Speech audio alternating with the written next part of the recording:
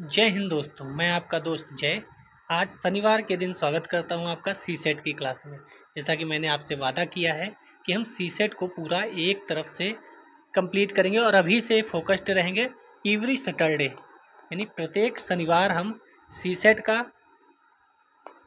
एक दिन में एक कॉन्सेप्ट सीखेंगे और उसके शाम को PYQ लगाएंगे, क्योंकि सी सेट बहुत ज़्यादा समस्या उत्पन्न कर रहा है लोगों के लिए। और ये हिंदी माध्यम के लिए विशेष होगा, लेकिन इंग्लिश वालों को भी दिक्कत नहीं होगी। जैसे मैं बताऊं, मैं अगर भाज्य संख्याएं पढ़ाऊंगा तो मैं बताऊंगा कि प्राइम नंबर्स, ठीक है। जो मैं हिंदी में बोलूँगा वही इंग्लिश में बोलूँगा, हिंदी में लिखूँगा इंग्लिश में लिखूँगा, क्योंकि जो हिंदी मीडियम वाले हैं ना, उन्हें भी बिना इंग्लिश के काम नहीं चलने वाला। मैथ एक ऐसी चीज़ है जहाँ हिंदी से ज़्यादा इंग्लिश में आपको समझ में आएंगी चीज़ें। और जो इंग्लिश वाले हैं उनको मैं बता दूं, मैं मेरी मजबूरी है कि हिंदी माध्यम हमारा बेस है, हिंदी माध्यम को भी साथ में लेकर ही चलना है, क्योंकि बिना हिंदी माध्यम के इंग्लिश का पढ़ाना तो अधूरा रह जाएगा। कहीं ना कहीं उनको भी ध्यान रखना है जो इस समय पीछे रह जा रहे हैं, उनको भी साथ लेकर हाथ पकड़कर ही आगे बढ़ना है। तो अगर आप नए हैं तो नोटबुक एक बना लें, ठीक है। प्रॉपर क्लासेस होंगी एवरी सैटरडे, बीच में नहीं छोड़ा जाएगा। प्रॉपर अगर आप साथ बने रहेंगे, आप लाइक कमेंट करते रहेंगे तो हमें भी मोटिवेशन मिलता रहेगा, क्योंकि रुपया तो मिलता नहीं है, तो आपका लाइक कमेंट ही मोटिवेट करता है। तो अगर आप करते रहेंगे तो हम इसे कंटिन्यू करेंगे। अभी क्या होगा, अभी जून चल रहा है तो जून जुलाई में फर्स्ट गियर में गाड़ी चलेगी, क्योंकि एकदम आप भी सी सेट में हमें पता है नहीं कूद पड़ोगे, तो एवरी सैटरडे रखा है।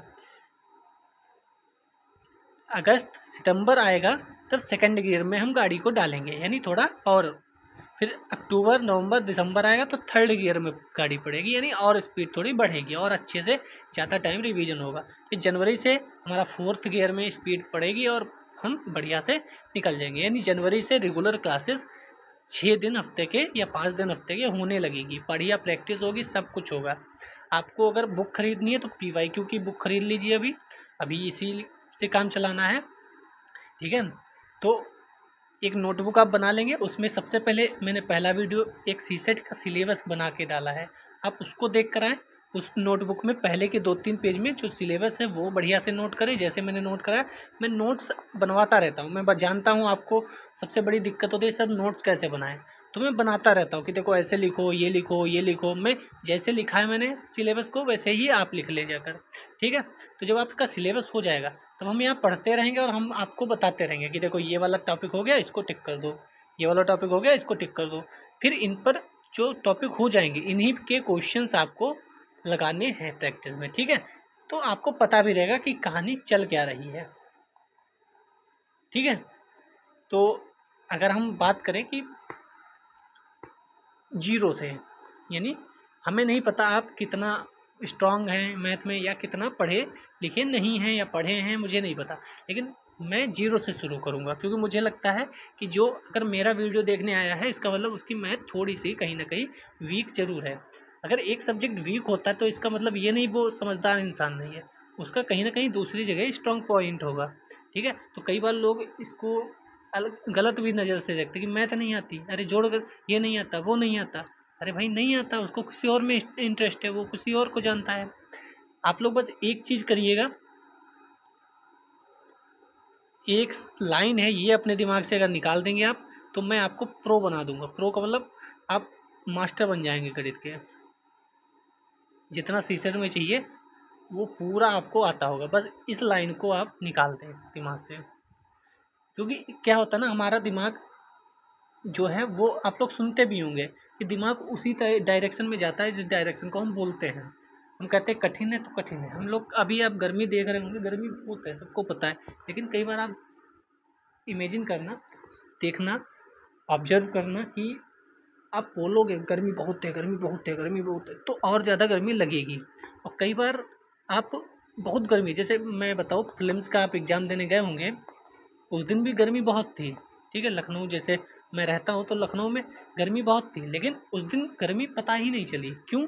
क्योंकि हमारा पूरा फोकस था पेपर पे, ठीक है। पूरा फोकस कहाँ था? एग्ज़ाम में था। तो प्रीलिम्स में एग्ज़ाम में फोकस था तो गर्मी पता ही नहीं चलती है, ठीक है। तो कई बार हमारा दिमाग जो है वो हमें डिस्टर्ब कर रहा होता है, तो हमें अपने दिमाग को बेवकूफ़ बनाना है। हमें ये नहीं कहना गणित कठिन है, मैं ये कहना है गणित, हाँ जैसे सब सब्जेक्ट टफ है वैसे ही गणित भी टफ है। मैं मेहनत करूँगा और पार पाऊँगा। और यहाँ सिर्फ मैथ नहीं पढ़ाई जाएगी, हम मैथ, रीजनिंग और पैसेज तीनों करेंगे, ठीक है। मैथ भी पढ़ेंगे, रीजनिंग भी पढ़ेंगे, पैसेज भी पढ़ेंगे। कब क्या होगा मैं वो टेलीग्राम पे बताता रहता हूँ, आप टेलीग्राम लिंक ज्वाइन कर लीजिए। और ये तीनों सब्जेक्ट चलते रहेंगे, सॉरी तीनों पार्ट चलते रहेंगे, ठीक है। क्योंकि बिना तीनों के आज कोई भी व्यक्ति ऐसा नहीं है जो सिर्फ 2 पढ़ के सीसेट पास कर ले। पढ़ना तीनों पड़ेगा, मजबूरी है। और कैसे क्या पढ़ाएंगे वो हम डिसाइड करते रहेंगे, आपको बताते रहेंगे। टेलीग्राम पे मैं पूछता रहता हूँ, मैं कुछ भी ऐसे नहीं करता कि हाँ मैं करने लगा, मैं पूछता हूँ बाकायदा कि ऐसा किया जाए। लोग जब मेजोरिटी होती है उसके पक्ष में तभी मैं कहता हूँ। जैसे इस बार मैं कह रहा हूँ मंथली करंट अफेयर जो हिंदी PDF होती है वो पढ़ाई जाए, ये मैंने अभी पूछा तो लोग कह रहे हैं हाँ पढ़ाइए, तो मैं अपने समय अनुसार उसको कहीं ना कहीं वीडियो बनाऊँगा, ठीक है। तो आप ये करिएगा, एक कॉपी ले लीजिए, उस कॉपी में सिलेबस नोट कर लीजिए और सैटरडे ये करेंगे। बाकी NCERT PYQ सब चल रहा है, आप इंजॉय कर सकते हैं, उनका बहुत मज़ा आएगा।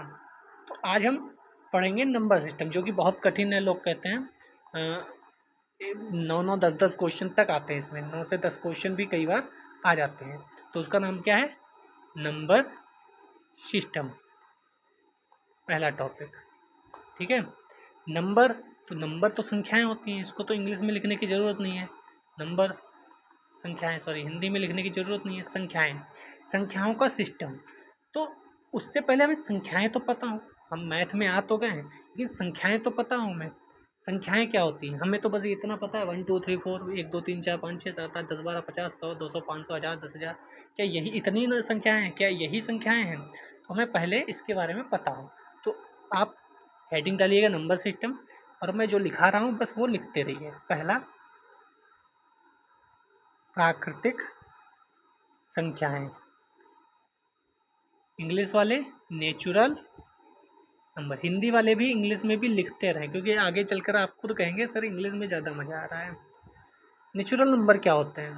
तो 1 2 3 4 5 6 7 8 9 10 11 12 13 14 15 16 17 18 19 1000 1000 3000 10,000 1 लाख 10 लाख 6 लाख, ये सब संख्याएं जो हैं वो प्राकृतिक संख्याएं हैं, नेचुरल नंबर है। इसमें आपको जीरो नहीं दिखेगा, आपको पॉइंट्स में संख्याएं 3.5 8.5 नहीं दिखेंगी, आपको 3/2 5/6 भिन्न में संख्याएं, फ्रैक्शन में संख्याएं नहीं दिखेंगी। प्राकृतिक संख्याएं आपको समझ में आई क्या होती हैं? प्राकृतिक संख्याएं क्या हैं? 1 2 3 4 से लेकर जितनी भी हैं, बस पॉइंट में नहीं होंगी, फ्रैक्शन भिन्न में नहीं होंगी और जीरो नहीं होगा। अगली लाइन में हम लिखेंगे पूर्ण संख्याएं। पूर्ण, इंग्लिश में इसे बोलते हैं होल नंबर्स। क्या बोलते हैं? Whole numbers. इसमें वो संख्याएं सभी होंगी जो ऊपर हैं, 1 2 3 4 5 6 7 8 9, बस इसमें जीरो भी आ जाएगा।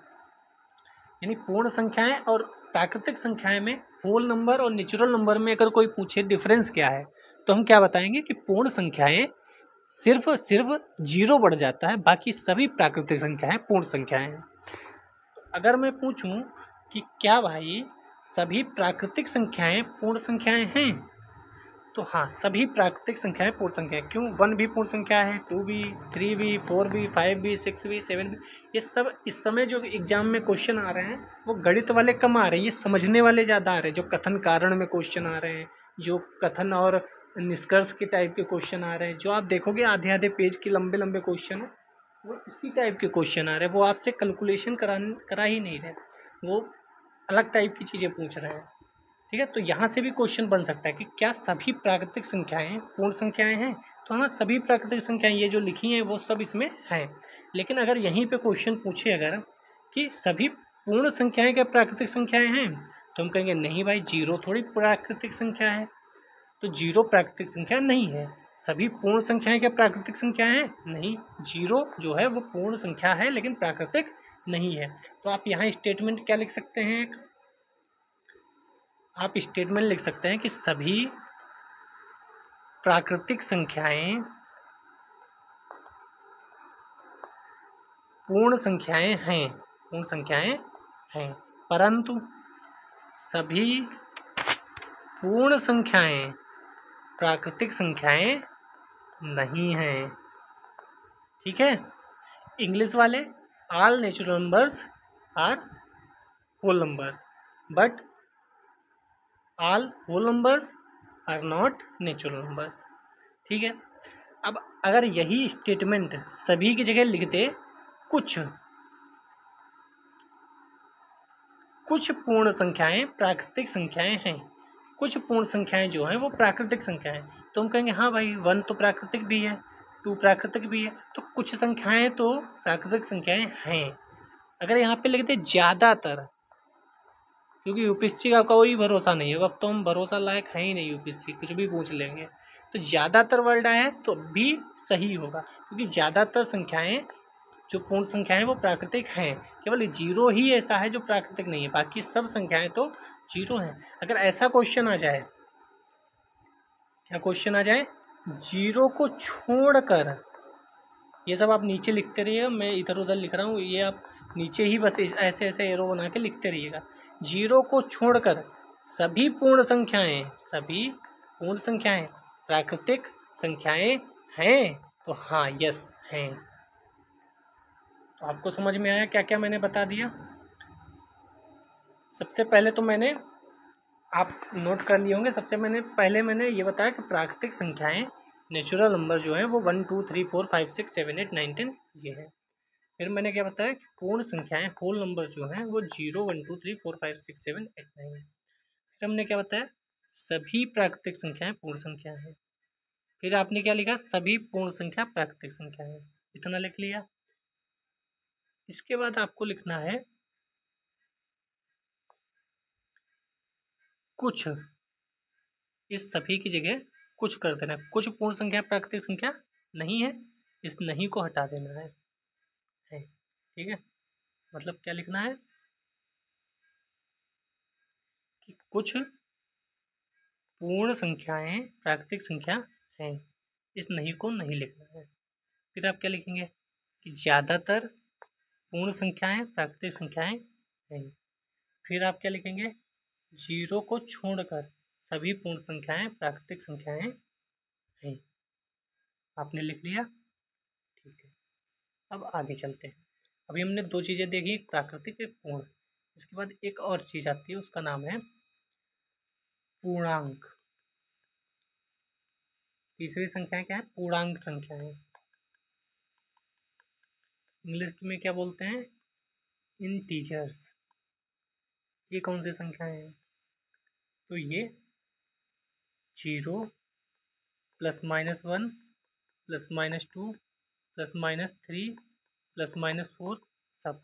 अभी आपने ऊपर देखा था तो ही यहाँ हम केवल प्लस की संख्याएं ले रहे थे, ठीक है, लेकिन नीचे माइनस की भी संख्याएं होंगी, यानी -3 होगा, -2 होगा, -1 होगा, 0 होगा, 1 होगा, 2 होगा, 3 होगा।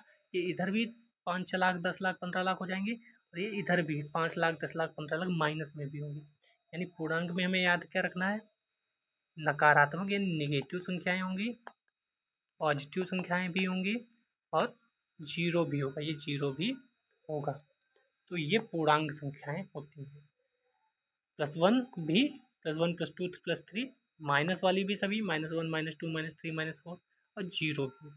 अगर इसमें ही पूछ दिया जाए कि धन पूर्णांक बताओ, धन का मतलब प्लस होता है, धन मतलब प्लस, धन पूर्णांक बताओ, या पॉजिटिव इंटीजर्स बताओ, पॉजिटिव धन पूर्णांक पॉजिटिव, तो हम केवल प्लस वाले बता देंगे, यानी +1 +2 +3 +4 +5।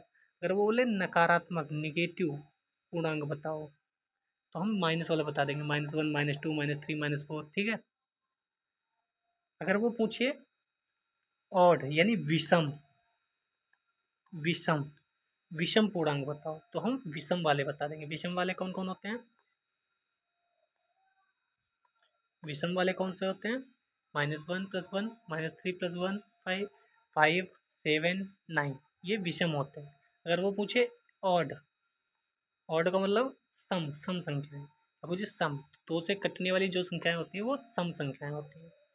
तो यहाँ कई टाइप के क्वेश्चन बन सकते हैं। क्या क्या बन सकते हैं? एक तो आपको बताना है धनात्मक, इंग्लिश वाले पॉजिटिव, धनात्मक पूर्णांक, नकारात्मक निगेटिव इंटीजर नकारात्मक पूर्णांक, सम पूर्णांक, विषम पूर्णांक। इतने क्वेश्चन यहाँ से पूर्णांक की संख्याओं से बन सकते हैं। अब ये क्वेश्चन अलग हैं, पहले हमें कॉन्सेप्ट सीखना है। ABCD पहले सीखेंगे तभी हम स्टोरी लिखेंगे, तभी हम एस्से लिखेंगे। तो अभी हम बस शुरुआत कर रहे हैं। अगर आप मैथ से नहीं है, आपको लग रहा होगा कि हाँ कुछ कुछ समझ में तो आ रहा है, तभी अभी से शुरू करना है। ठीक है, अब आगे चलते हैं। नेक्स्ट क्या कौन सी संख्या है? अभी हमने 3 देखी, एक नेचुरल प्राकृतिक, एक होल पूर्ण, और एक इंटीजर यानी पूर्णांक। ये 3 संख्याएं हमने अभी देखी। ठीक है, अब आगे चलते हैं। अब अगली संख्याएं हम देखते हैं जिसका नाम है परिमेय संख्याएं। परिमेय संख्याएं, ये इंग्लिश वाले रेशनल नंबर, और मैं हिंदी वालों को भी कहूँगा कि आप इंग्लिश में अवश्य लिखते रहें। रेशनल नंबर ये क्या होती हैं? तो आपने देखा अभी पीछे हमने जब पूर्णांक पढ़े तब भी प्लस माइनस देखा है, लेकिन पॉइंट वाली संख्याएं यहाँ भी नहीं थी। भिन्न यानी अपान वाली संख्याएं यानी फ्रैक्शन वाली संख्याएं यहाँ भी नहीं थी। तो परिमेय में वह संख्याएं ऐड हो जाएंगी। परिमेय संख्याएं वो होती हैं जो P/Q के रूप में लिखी जा सके, जैसे 3/2, जैसे 4/5, जैसे 9/8, जैसे 6/7, जैसे 1/333। ये भी संख्या है। तो कोई भी संख्या जो इस टाइप से लिखी जा सकती है वह परिमेय संख्या है। शर्त क्या है? Q जो है नीचे वाली संख्या जो है वो 0 नहीं होनी चाहिए, यानी 2/0 ये गलत हो जाएगा, ये परिमेय संख्या नहीं है। यानी किसी के नीचे आप 0 नहीं लिख सकते, ये नॉट डिफाइंड है। इसकी वैल्यू भी अभी पता नहीं है, मतलब नॉट डिफाइंड का मतलब वैल्यू पता ही नहीं है।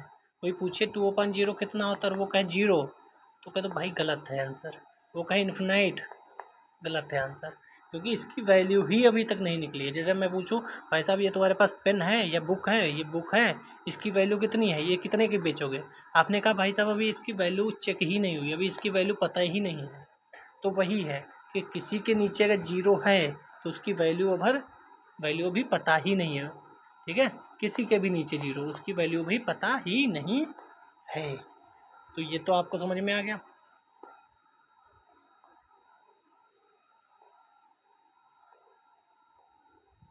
ठीक है,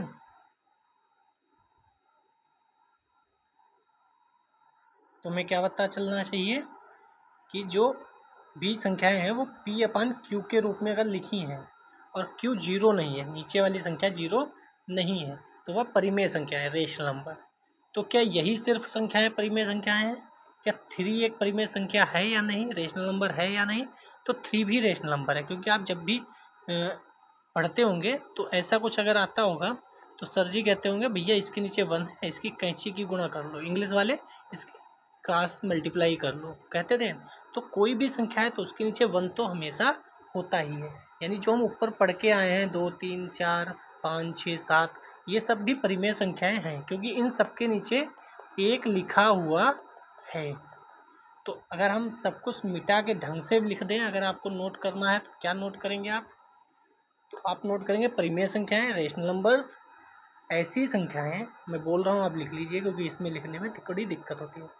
ऐसी संख्याएं जिन्हें हम P/Q के रूप में लिख सकते हैं, और आप पॉज कर करके लिख लीजिएगा, Q इक्वल्स टू 0 नहीं है, यानी Q is not equal to 0। ठीक है, ये हो गया। अब आप एग्जाम्पल यानी इंग्लिश में एग्जाम्पल, हिंदी में उदाहरण आप लिख सकते हैं, जैसे 2, 3, 4, 9, 3/2, 9/8, 37/2। तो कोई भी संख्याएं ऐसी हैं वो रेशनल नंबर होंगी, परिमेय संख्याएं होंगी। अब अगला नंबर आता है अपरिमेय संख्याएं। अपरिमेय संख्याएं, इसको इंग्लिश में क्या बोलेंगे? Irrational number. Irrational number. तो ये कौन सी होंगी? तो इसमें आपको लिखना है जो संख्याएं परिमेय नहीं हैं, जो संख्याएं रेशनल नहीं हैं, वह सभी अपरिमेय हैं। ठीक है, इसमें सिंपल एग्जांपल, वो सिंपल डिफिनीशन यही है कि जो परिमेय नहीं है वह अपरिमेय है। इनका एग्जांपल लिख लो, √2, √3, √5, √7। फिर पाई की वैल्यू आप जानते हैं क्या होती है, 3.141414। कई बार हम लोग पाई की वैल्यू 22/7 लिखते हैं, जो एग्जैक्ट वैल्यू नहीं है। ठीक है, ये हम नियरली वैल्यू, नज़दीक की वैल्यू ले लेते हैं। 22/7 करेक्ट वैल्यू नहीं है। ठीक है, लेकिन थोड़ा कैलकुलेशन में आसानी रहे इसलिए इसको मान लिया जाता है, लेकिन ये सही वैल्यू नहीं है। तो पाई भी किस में आएगा, इरेशनल में आएगा। लेकिन अगर 22/7 की बात करेंगे तो वह तो रेशनल नंबर ही है, क्योंकि 22/7 P/Q के रूप में है, Q 0 नहीं है। ठीक है, पाई हो गया, √2 हो गया, √3 हो गया, √5 हो गया, √7 हो गया। और भी कुछ एग्जाम्पल हैं, और इनमें से सीधे क्वेश्चन यूपीएससी ये भी बना सकता है, क्योंकि यूपीएससी है, कुछ भी पूछ सकता है। इजी से इजी क्वेश्चन और टफ से टफ क्वेश्चन पूछने का रिवाज यूपीएससी के पास है। उसे पता है कि हम बहुत आसान भी पूछ लेंगे, हम 2+2 4 भी पूछ लेंगे, और हम फिर ऐसा पूछेंगे कि पूरी दुनिया हिल जाए। ठीक है, कि क्वेश्चन कहाँ से आ गया। ITI वाले भी दिमाग अपना खाली कर लेंगे, भाई आप ये कहाँ से आया, ये तो कहाँ था। ठीक है, तो ये क्वेश्चन पूछा जा सकता है। तो एग्जाम्पल 1-2 और आप लिख लो। अगर ऐसा कुछ लिखा 0.100, फिर 1 0 0 0, फिर 1 0 0 0 0 1 0 0 0 0 0 1। आप देख रहे होंगे 1 सेम है, लेकिन जीरो की संख्या बढ़ती जा रही है, 2 4 3 4 5 ऐसे बढ़ती जाएगी। तो ऐसा कोई भी पैटर्न आए तो वह भी इरेशनल है। जैसे दूसरा अगर हम लिख लें 0.22 0 22 0 0 0 22 2 0 0 0 0 22 0 0, तो ऐसा कोई भी पैटर्न आएगा तो वह क्या होगा, इरेशनल होगा। ठीक है, तो ये आपको दोनों समझ में आ गई होंगी, एक परिमेय संख्या क्या है, अपरिमेय संख्याएं क्या है। ठीक है, अब आगे चलते हैं। आगे नंबर आएगा वास्तविक संख्याओं का। वास्तविक संख्याएं, इंग्लिश में रियल नंबर्स।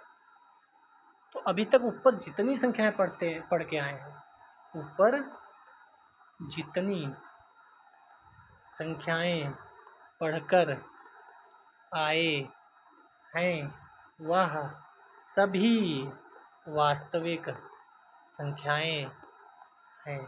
आप बढ़िया से डिफिनीशन ये लिख लो, खत्म करेंगे।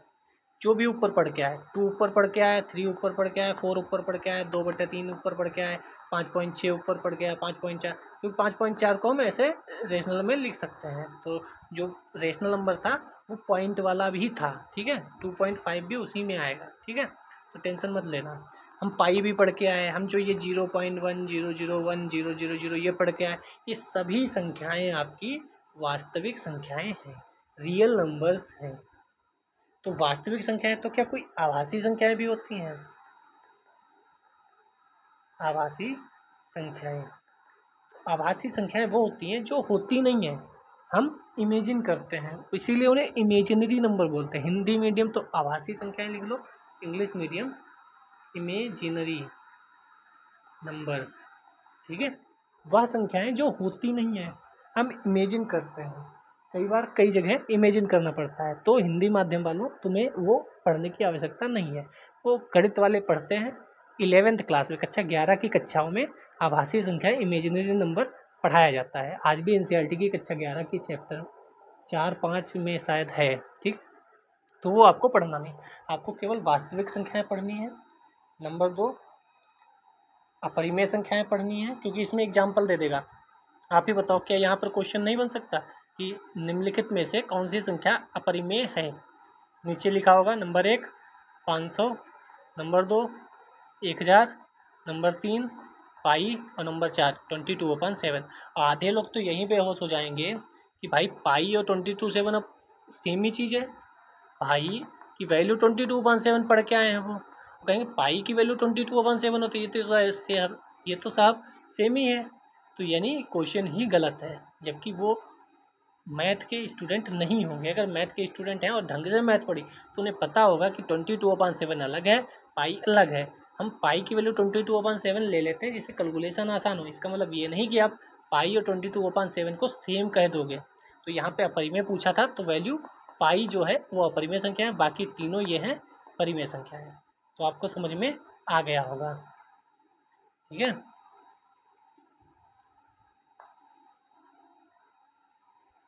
फिर हमने क्या पढ़ा, फिर हमने पढ़ा था यहाँ पर नेचुरल नंबर पढ़े थे, हमने पूर्ण संख्याएं पढ़ी थी और हमने पूर्णांक पढ़े थे। इतनी चीज़ें आपको पता होनी चाहिए, ठीक है। वास्तविक संख्याएं क्या होती हैं, तो सभी संख्याएं जितनी आपने ऊपर पढ़ी या जितनी मैं कहूँ अगर आप मैथ के स्टूडेंट नहीं हैं, जितनी जीवन में संख्याएं पढ़ी हैं, जितने आपको याद आ रही हैं जो भी संख्या वह सब वास्तविक संख्याएं हैं, ठीक है। अब अगले सेगमेंट पे चलते हैं। दो शब्द और आते हैं, इनका पाला आपसे पढ़ा होगा। एक होता है भाज्य, एक होता है अभाज्य। इंग्लिश मीडियम, प्राइम और कंपोजिट नंबर्स। भाज्य और अभाज्य संख्याएं क्या है, तो पहले तो आप एक लाइन में ये लिख दो कि जो वन है, वन ना तो भाज्य है और ना अभाज्य है। क्यों वो भी मैं बताऊंगा, पहले तो ये लिख दो। कई बार यही क्वेश्चन पूछ दिया जाता है कई एग्जाम्स में और आदमी की भांगड़ा गरबा शुरू हो जाते हैं। अब भाज्य की बात कर लेते हैं। भाज्य वो संख्याएं हैं जो 2 से डिवाइड होती हैं। कितनी संख्याओं से, 2 से। और अभाज्य संख्याएं वो हैं जो 2 से ज़्यादा से डिवाइड होते हैं। 3 मान लेते हैं, 3 4 5, 2 से ज़्यादा से। एक है जो वह क्या 2 से डिवाइड होता है, 1 बन जा 1, कहानी खत्म। 1 बन जा 1, कहानी खत्म। बाकी किसी से डिवाइड होगा क्या, नहीं होगा।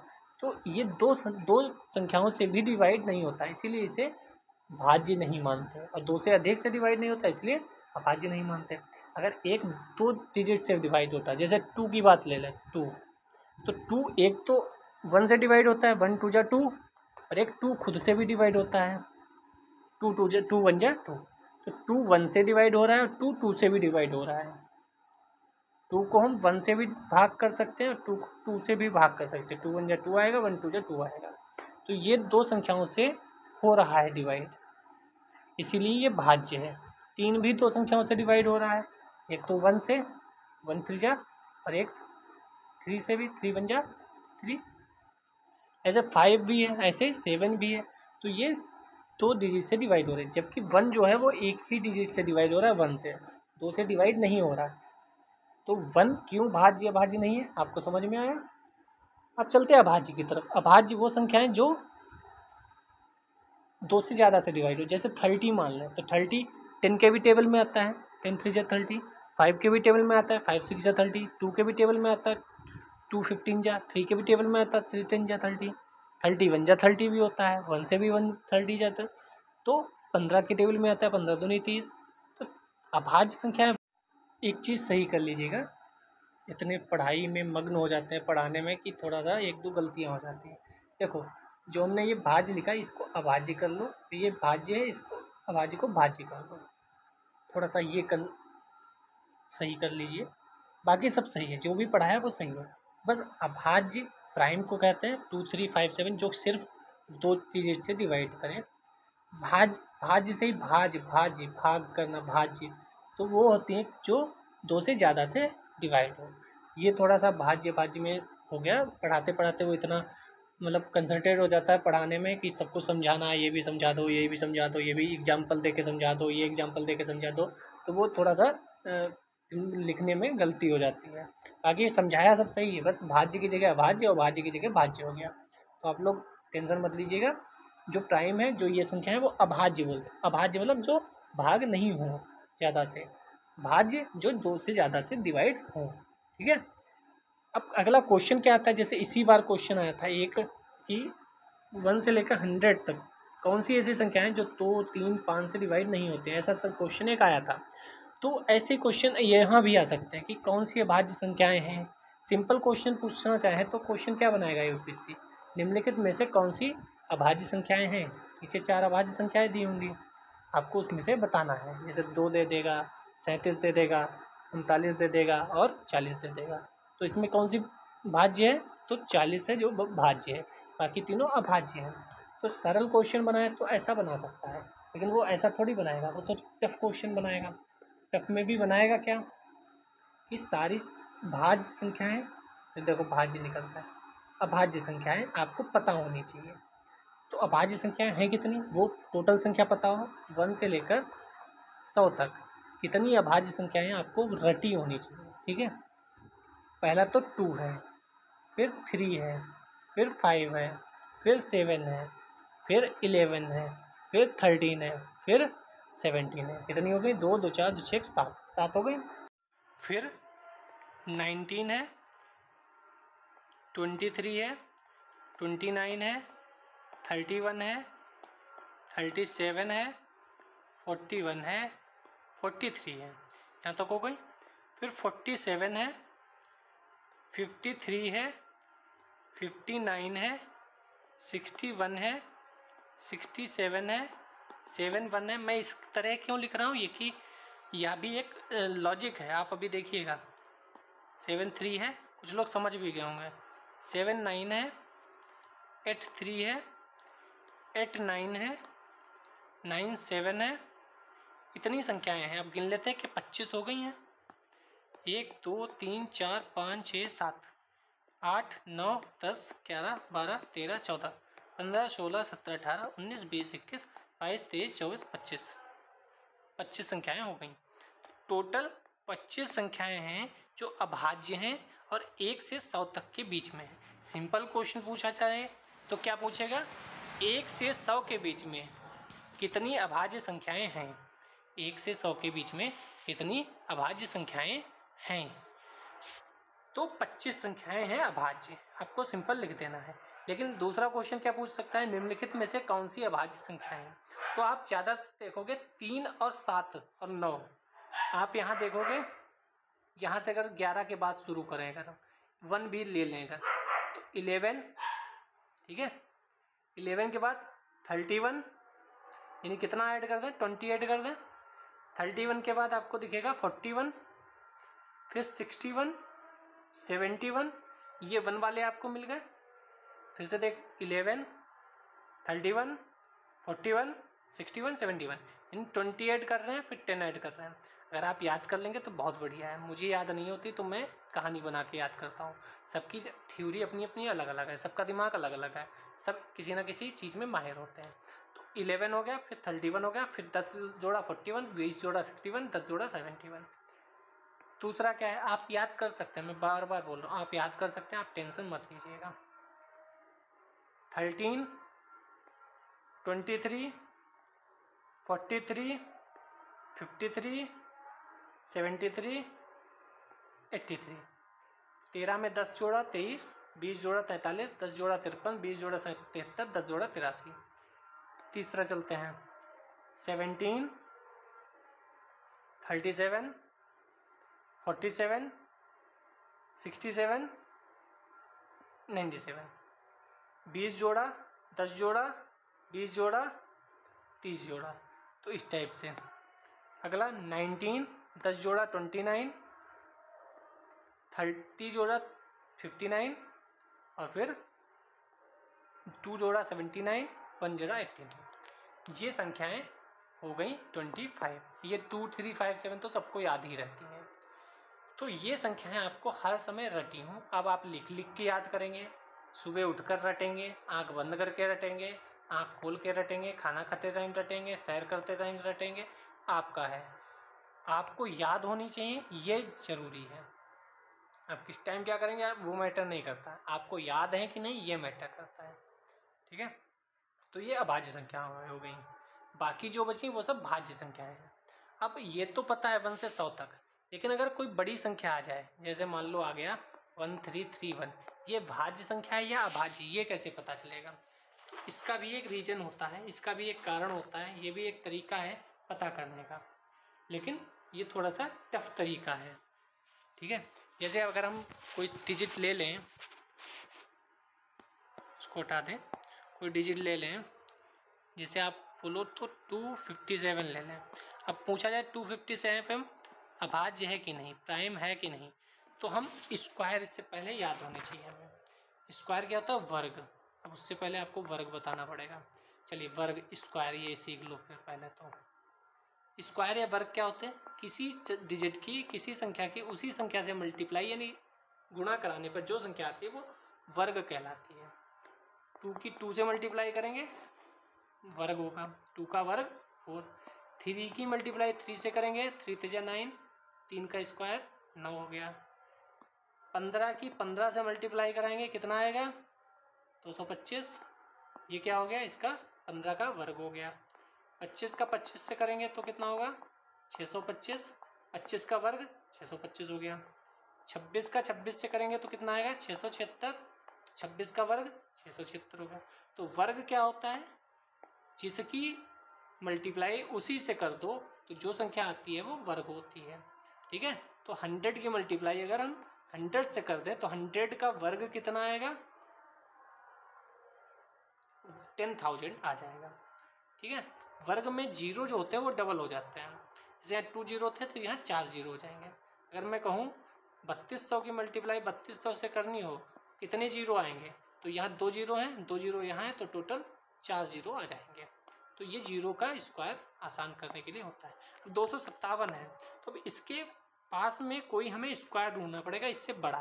तो हमें पता है 289 जो है वह 17 का स्क्वायर होता है। 17 इंटू 17 289 होता है।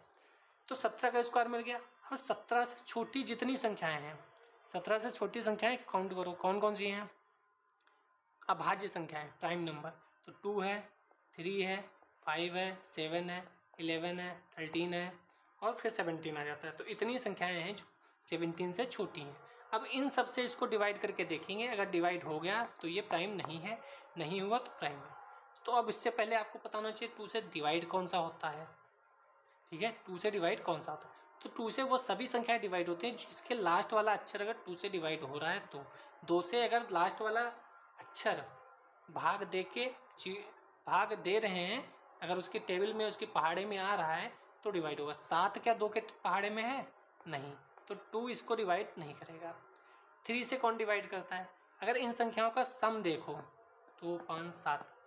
अभी हम इसको नेक्स्ट वीडियो में यही समझा देंगे कि कौन कैसे डिवाइड होता है, कौन किससे भाग हो पाता है कि नहीं, ये वाला लास्ट वीडियो में बताएंगे, सॉरी नेक्स्ट वीडियो में बताएंगे। लेकिन उससे पहले आपको कमेंट जरूर करना पड़ेगा। मैं देखो इतनी देर से बोला नहीं, लेकिन ये मैं पढ़ा रहा हूँ जी, पसंद है आपको या नहीं ये तो आपको बताना पड़ेगा ना कम से कम, तभी हम इसको आगे कर पाएंगे। अगर किसी को पसंद नहीं होगा तो मैं इसको आगे क्यों करूँगा, कुछ और पढ़ाऊँगा। चलिए, तो इन तीनों की संख्या को ऐड करेंगे, जोड़ेंगे। 5 2 7 2 14, 14 आया। 14 क्या 3 के टेबल में आता है? नहीं आता, तो ये 3 से डिवाइड नहीं है, ठीक है। 3 से डिवाइड नहीं है और 3 से डिवाइड नहीं है, ठीक है। 5 से देख लेते हैं। 5 से वही संख्याएं डिवाइड होती है जिनके लास्ट में या तो 5 हो या 0 हो। तो इसके लास्ट में 5 या 0 है क्या? नहीं, तो इससे भी डिवाइड नहीं। तो 2 से डिवाइड नहीं हुआ, 3 से डिवाइड नहीं हुआ, 5 से भी डिवाइड नहीं हुआ। अब 7 से देख लेते हैं। 7 से सिंपल देख लो ऐसे ही, 7 3 21, 3 बचा, 7 4 7 5 35, 2 बचा, तो ये 7 से भी डिवाइड नहीं है। ऐसे 11 से देख लो, 257, 11 11 दूनी 22, 3 बचा, 11 3 33, नहीं डिवाइड है। ऐसे ही 13 से देख लो, 13 दूनी 26, 13 एकम 13 बचा 12, 127 हुआ, तो ये 13 से भी डिवाइड नहीं है। तो ये प्राइम नंबर हो गया, यानी अभाज्य संख्याएं हो गई। तो ये तरीका है अभाज्य संख्या ढूंढने का, ठीक है। कि जो संख्या दी गई हो, जो संख्या भी दी गई हो, ये कोई संख्या दी गई है, उससे बड़ा एक स्क्वायर वर्ग वाली संख्या ढूंढो और वो जिसका वर्ग है उससे कम प्राइम नंबर्स ले लो, सबसे डिवाइड करके देखो कि है कि नहीं। तो ऐसे ही क्वेश्चन यूपीएससी पूछ रहा है जो सरल है लेकिन टाइम टेकन है, क्योंकि अब सबसे डिवाइड करोगे आप, ठीक है। जैसे मैं मैथ का स्टूडेंट हूँ तो मैं इतनी चीज़ों से डिवाइड करके देख लिया, मुझे शायद 2 मिनट लगेंगे, लेकिन जो नए हैं वो 5 मिनट जाएंगे उनके विचारों के। तो क्वेश्चन तो आसान है लेकिन टाइम टेकन है ना, आप ये भी देखो, ठीक है। तो ये सब प्राइम नंबर्स हैं। कंपोजिट कौन से हैं? कंपोजिट हमने बता दिया, कंपोजिट यानी भाज्य, जो 2 से ज़्यादा से डिवाइड होते हैं वह भाज्य संख्या होते हैं। तो आज के लिए इतना ही रखते हैं ठीक है। इससे पहले मैंने सिलेबस कराया था, इसमें आप जाइए देखिए जाके, ये पूरा सिलेबस है, मैंने यहाँ बताया भी था सब कुछ। ये देखो problem, alligation, LCM, HCF, reminder, ये नंबर सिस्टम है। देखो ये नंबर सिस्टम है अपना, ठीक है। इसमें हमने आज क्या पढ़ा, ये भाज्य और अभाज्य संख्या है, ये वाला टॉपिक हमने शुरू किया है, क्योंकि यहाँ से नंबर्स से शुरू करते हैं तो ज़्यादा अच्छा रहता है। अब हम अगली बार क्या पढ़ाएंगे आपको, विभाजन का नियम, यानी 2 से कौन सा डिवाइड है, 3 से कौन सा डिवाइड है, 4 से कौन सा डिवाइड है, 5 से कौन सा डिवाइड है। फिर धीरे धीरे ये सारे कॉन्सेप्ट नंबर सिस्टम के हम ख़त्म करेंगे, इसके बाद हम आगे चलेंगे, ठीक है। अभी ये भी नंबर सिस्टम में ही है, फिर एलसीएम एचसीएफ पढ़ लेंगे, फिर ऐसे ही पढ़ते चलेंगे, ठीक है। तो आप पहले सिलेबस नोट कर लीजिए उसी कॉपी पे, और फिर जाकर ये जो हम पढ़ा रहे हैं वो पढ़ते रहिए, तो आपको पता रहेगा कि हाँ एक कॉपी हमने सीसेट की अलग से बना रखी है, ठीक है। क्योंकि पढ़ो तो ढंग से पढ़ो, वो ऐसे नोट्स बनाओ कि वो आपको हमेशा याद रहे, वो हमेशा आपके सामने रहे, आपको ये ना पता चले कि कहाँ है मुझे पता ही नहीं है, ठीक है, बेच दी, ऐसा ना हो, आपको पता हो कि कहाँ पर क्या लिखा है। बाकी आप टेलीग्राम लिंक ज्वाइन कर लेंगे, कमेंट्स लाइक शेयर करते रहेंगे तो हमें भी मोटिवेशन मिलता रहेगा, ठीक है। मिलते हैं नेक्स्ट वीडियो में, तब तक के लिए अपना ध्यान रखिए, पढ़ाई करते रहिए। जय हिंद, जय भारत।